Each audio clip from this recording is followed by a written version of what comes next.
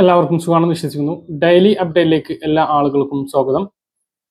നാളെ ജനുവരി 13-ാം തീയതിയും തുടർന്നുള്ള ദിവസങ്ങളിലും നിങ്ങൾ ശ്രദ്ധിക്കേണ്ട വളരെ പ്രധാനപ്പെട്ട കാര്യങ്ങളാണ് ഈ ഒരു വീഡിയോയിൽ വ്യക്തമാക്കുന്നത്.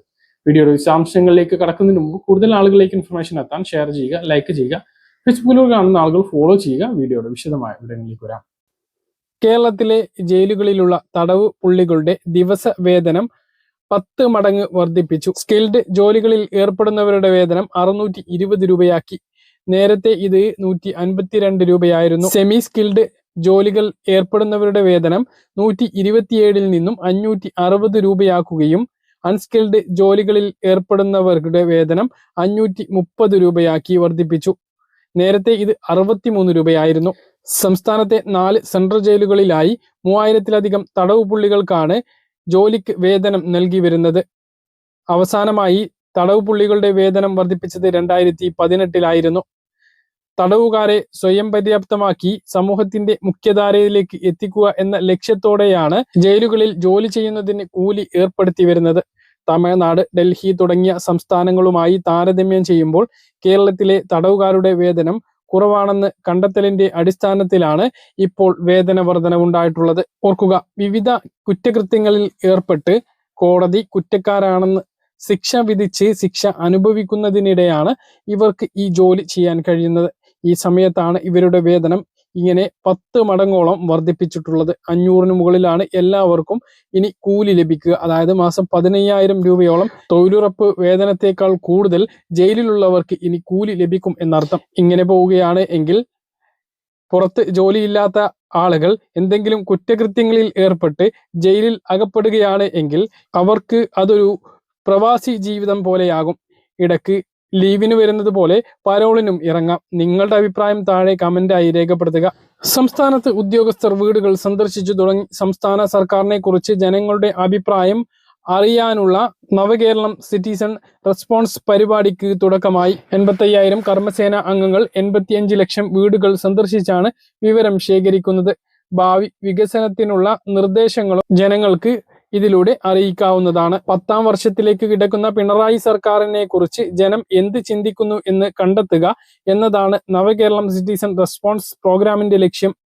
നടപ്പിലാക്കി വരുന്ന വികസന പദ്ധതികളിൽ എന്തെല്ലാം മാറ്റം വേണം, എന്തെല്ലാം പുതിയ ക്ഷേമ പദ്ധതികൾ വേണം, നിലവിലെ പദ്ധതികളിൽ മാറ്റം നിർദ്ദേശിക്കുന്നുണ്ടോ എന്നിങ്ങനെയാണ് പ്രധാനമായും ആരായുന്നത്. പിണറായി സർക്കാരിന്റെ 9 വർഷത്തെ പ്രവർത്തനങ്ങൾ വിവരിക്കുന്ന 8 പേജുള്ള ലഘുരേഖയും സന്നദ്ധ പ്രവർത്തകർ പൊതുജനങ്ങൾക്ക് കൈമാറുന്നുണ്ട്.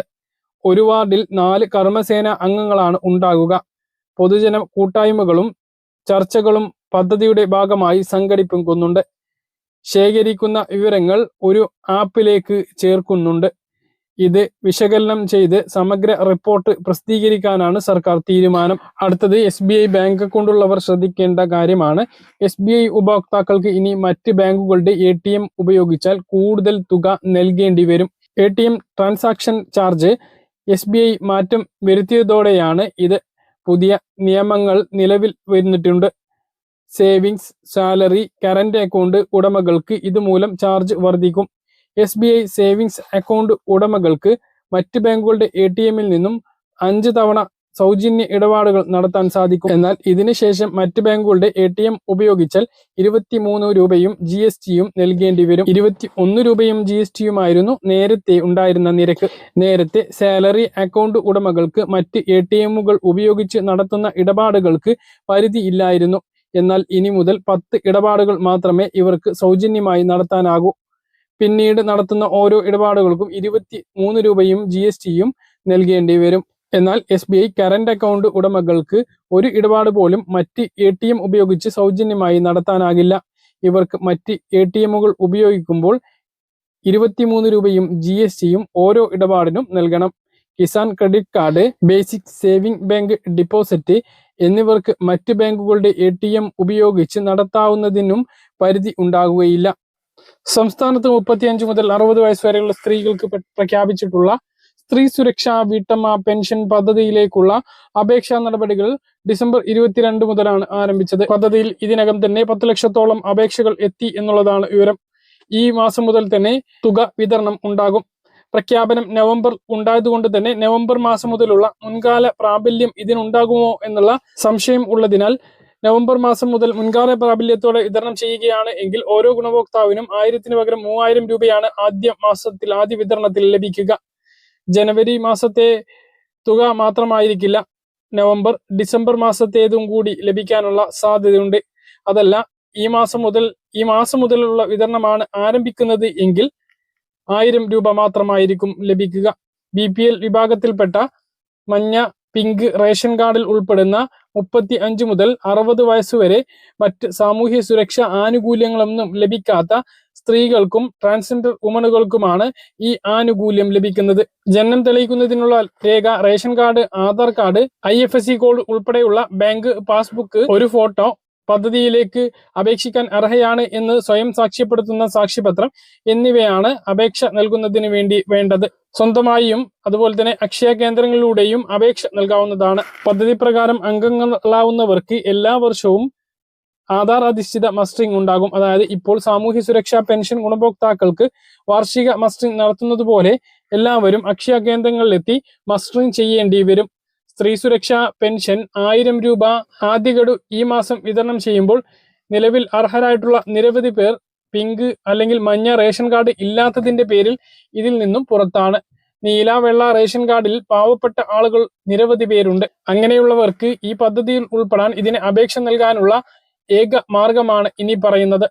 മുൻഗണനാ വിഭാഗം റേഷൻ കാർഡിൽ ഉൾപ്പെടണം. അതിനുവേണ്ടി ജനുവരി 15 മുതൽ ഓൺലൈനായി വീണ്ടും അപേക്ഷ ക്ഷണിക്കുകയാണ്. അതുകൊണ്ട് തന്നെ ഒഴിവാക്കൽ മാനദണ്ഡങ്ങളിൽ ഉൾപ്പെടാത്ത നീല, വെള്ള റേഷൻ കാർഡുകളിൽ ഉൾപ്പെട്ടിട്ടുള്ള ആളുകൾ മുൻഗണനാ റേഷൻ കാർഡിന് ജനുവരി 15 മുതൽ തന്നെ അപേക്ഷ നൽകി ഉടനെ BPL കരസ്ഥമാക്കുക. കാർഡ് BPL ആയിക്കഴിഞ്ഞാൽ ഈ പദ്ധതിയിലേക്ക് അപേക്ഷ നൽകാം.